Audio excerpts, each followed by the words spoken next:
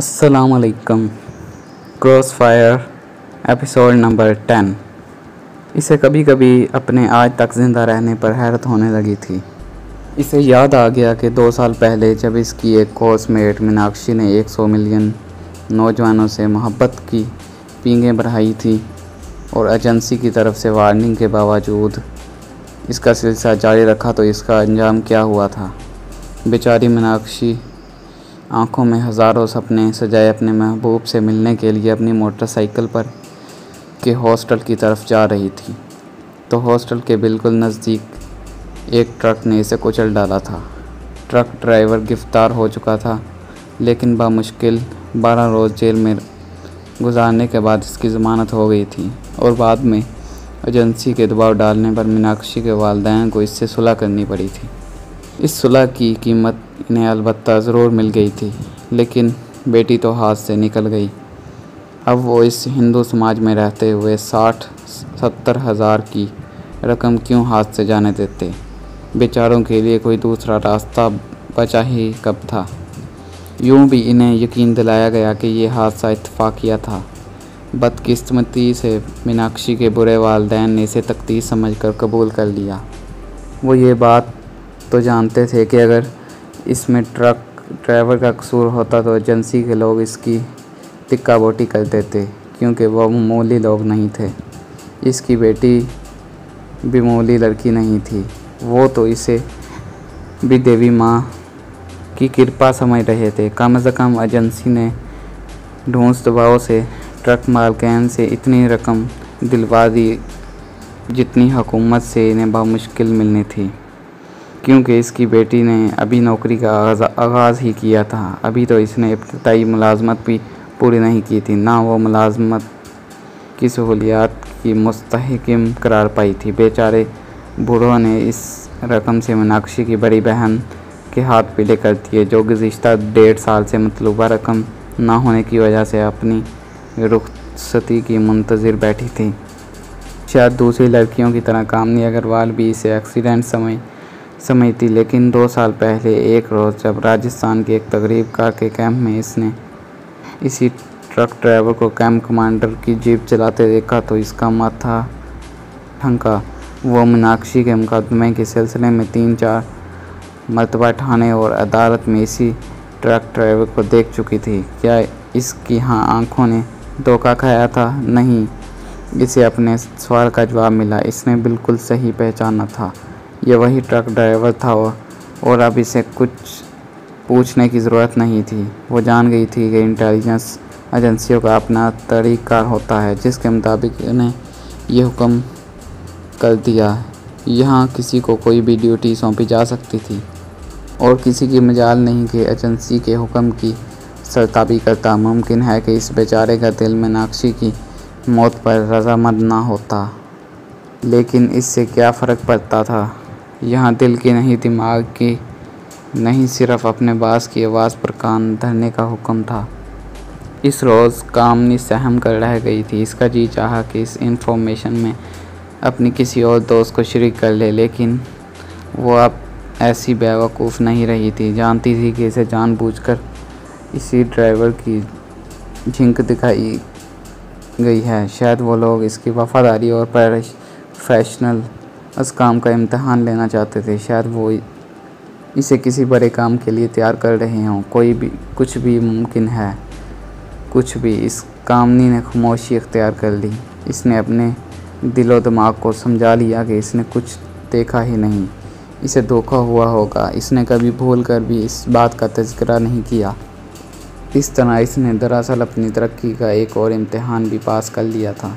इसका अंदाज़ा चंद माह बाद ही हो गया, जब किसी और तरीके से इसके बांस ने इसकी हौस राजदारी को सराहते हुए इसको अगले ग्रेड में तरक्की का मज़दा सुनाया। आज ना जाने क्यों इसे 2 साल कबल कत्ल होने वाली मीनाक्षी अचानक ही याद आ गई, और वो अब भी अगली मीनाक्षी बनने जा रही थी। ये इसके दिल को क्या हो गया है? कहीं माँ देवी का श्राप तो नहीं पड़ गया इस पर? गुज़िश्ता 2 साल से इसने कभी मंदिर का दरवाज़ा भी नहीं देखा, जबकि इसके घर में सदियों से रोज़ाना काली माँ की पूजा होती आ रही है। इसे एडवांस होने के बावजूद अभी तक इसकी माताजी रोज़ाना सुबह को अपने घर में खुद पूजा का अख्ताम करती थी। हर दूसरे तीसरे माह किसी न किसी बहाने इसके यहाँ कोई ना कोई हवन होता रहता था। कैसे कैसे ब्रह्मचारी, कैसे कैसे गरबा और पंडित इनके यहाँ आया करते थे, लेकिन गुज़िश्ता 2 साल से वो ऐसी किसी भी पूजा में शरीक नहीं किया करती थी, बल्कि अब तो इसे इस पूजा पाठ के प्रकांड से उलझन सी होने लगी थी। अभी चंद माह पहले ही की बात है कि जब मूसा को शीला ने इसे समझा बुझाकर पुजारी जी के सामने से नवाने को कहा तो इसने अपनी बुरी मूसा को करीबन डांट कर खामोश कर दिया था। तब इनके घर की ये रानी मुलाजमा ने कहा था, भगवान ना करे कामनी बेटी पर कहीं देवी माँ का श्राप ना पड़ जाए, इसे ऐसा करना नहीं चाहिए। आज ना जाने क्यों इसे ये सारी भूली बसरी बातें बचपन में सुनाई अपनी नानी माँ की कहानियों की तरह याद आने लगी थी। ताहिर के साथ ही वो कमरे के कोने में मौजूद चिकन तक आ गई थी। रास्ते में दोनों में से किसी ने एक दूसरे से कुछ नहीं कहा था। ताहिर ने किचन में दाखिल होते ही महसूस कर लिया कि अब तक कामनी अब नॉर्मल ही। इसने बड़ी मेहनत से अपने खुशगवार मूड का स्वांग रचाया हुआ था। जैसे ही वो किचन में पहुँचे, सारे जहां का हज़न दयास जैसे कामनी अग्रवाल के चेहरे पर सिमट आया। ज़िंदगी में पहली मर्तबा ताहिर को किसी औरत का चेहरा देखकर अजीब तरह के जज्बात का एहसास हुआ, जैसे वो फिलवक्त हमदर्दी के जज्बात ही कह सकता था। मुझे कुछ नहीं तैयार करना, इसने एक बड़े से फ्रिज की तरफ बढ़ती कामनी को देखकर कहा। मुझे इल्म है। कामनी ने इसकी तरफ देखे बगैर फ्रिज का दरवाज़ा खोलकर 2-3 अंडे बाहर निकाल दिए। फिर भी आप ताहिर ने कुछ कहना चाहा, लेकिन कामनी ने तरफ कर इसकी बात काट दी। हाँ, फिर भी मुझे इस ड्रामे में हकीकत का रंग तो भरना है, कोई तो जवाब पैदा करना है, किसी को शक नहीं होना चाहिए। कामनी ने अजीब से खोए हुए लहजे में इसकी तरफ देखकर कहा। कामनी जी, मैं जानता हूँ ये कुछ गलत है, लेकिन मैं बेबस हूँ, दिल के हाथों मजबूर हूँ। उफ़ मेरे खुदा, मैं कभी इतना बेबस नहीं था। आपको कैसे यकीन दिलाऊं कि आज मैंने सब कुछ कैसे बर्दाश्त किया। मुझसे आपकी बेबसी देखी नहीं जाती। मैं जानता हूँ ये सब कुछ बेसुध है। मैं आपके लिए मर भी जाऊँ तो कोई अहमियत नहीं होगी इस मौत की। कौन जानेगा कि मैं कौन था, किसके लिए मर गया, और आप जानबूझकर खामोश रहेंगी क्योंकि ये आपकी ड्यूटी है। मैं सब कुछ समझता हूँ कामनी जी, लेकिन मैं कुछ नहीं कर सकता। मेरे इख्तियार में कुछ भी नहीं। इसकी आवाज़ भर आ गई और कामनी का दिल धक से रह गया। दूसरी तरफ ताहिर को भी अचानक एक ज़ोरदार झटका सा लग गया। कहीं अदाकारी में हकीकत का रंग तो नहीं फिरने लगा। इसके ज़मीन ने जैसे एक ज़ोरदार कोरा इसकी पीठ पर रसीद कर दिया और ताहिर सहम गया। ये इसे अचानक क्या होने लगा था। वो तो अदाकारी कर रहा था, ये तो कामनी अग्रवाल का दिल जीत कर इसे ढाल बनाकर इसे सीढ़ी बना कर बटोरी कैम्प को तबाह करना और यहाँ से ज़िंदा बचकर अपने वतन वापस जाना चाहता था। इसने तो ये सारा ढोंग सलीम के साथ प्लानिंग के बाद रचाया था। दोनों ने बड़ी सोच विचार के बाद 3-4 मंसूबे तैयार किए थे, जिनमें बलाखिर एक पर साथ किया था, और ये सब कुछ इसी मंसूबे के मुताबिक कर रहा था। ये अदाकारी इसी मंसूबे का हिस्सा थी। ऐन मुमकिन है कि इसकी जगह ये पार्ट सलीम अदा करता, लेकिन इसने ताहिर से मुआज़रत कर ली थी, क्योंकि माजी में से ताहिर के साथ और 2-3 महामात का तजर्बा हो चुका था। वो जानता था कि अदाकारी के मैदान में कम से कम इसके साथियों में से कोई इसका सानी नहीं। अपनी चरबे ज़ुबानी, तर दिमागी और शानदार अदाकाराना सलाहियतों की बदौलत, जो शायद इसे कुदरती तौर पर वदीयत हुई थी, ताहिर ने बड़े नामुमकिन और मुश्किल तरीन हालात में भी हैरत अंगेज़ नताइज हासिल किए थे। और यहाँ भी इसे अपनी इन सलाहियतों को बरोकार लाकर बेहतरीन नताइज हासिल करना थे। बटोरी कैंप कोई आम तरकीबकारी का मरकज़ नहीं था। एसएसबी भारत की आम सी एजेंसी नहीं थी। इस कैंप के तरतीब याफ्ता तकरीबकारों ने इसके मुल्क में तबाही मचा दी थी। इसे बादल नाखासों अपनी तबाहकारी के मरकज़ को तबाह करने के मिशन पर रवाना किया गया था। ये इस तरह से इम्पॉसिबल मिशन था और इन्हें इसे मुकम्मल करना था, ख्वाह इसकी कीमत कुछ भी अदा करना पड़ी। लेकिन ये इसे अचानक क्या हो गया था? वो कामनी अग्रवाल से मुतल्लिक ऐसे अजीबो गरीब से जज्बात का मुजाहिरा क्यों करने लगा था? संभालो साहबजादे संभालो, किस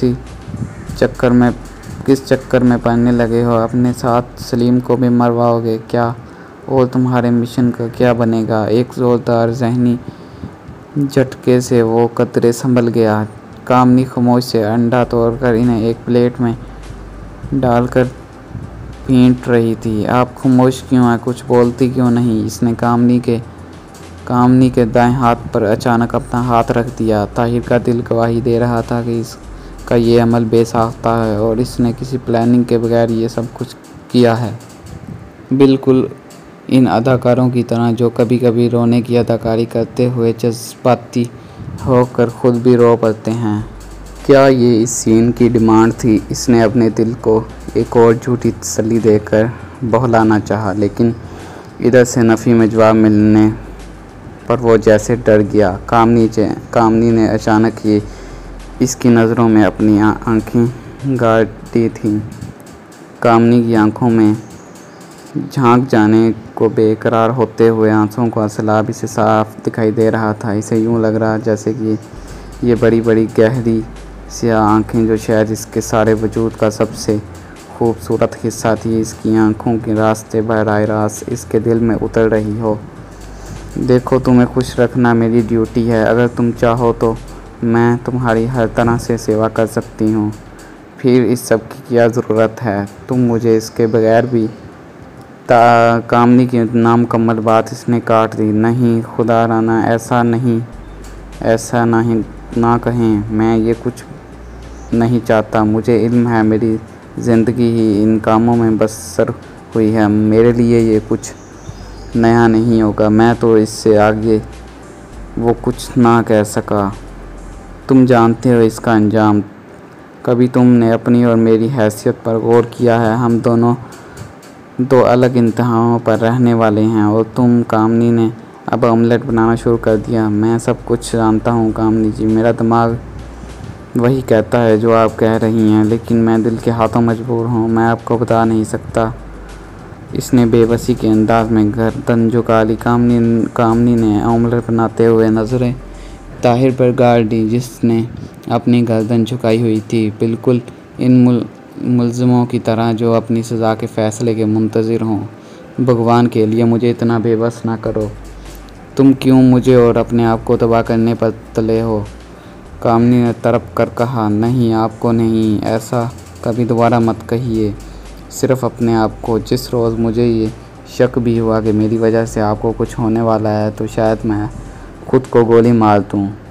मैं अपने आप को ख़त्म कर लूँगा कामनी जी, लेकिन आप पर ऐसा वक्त नहीं आने दूँगा।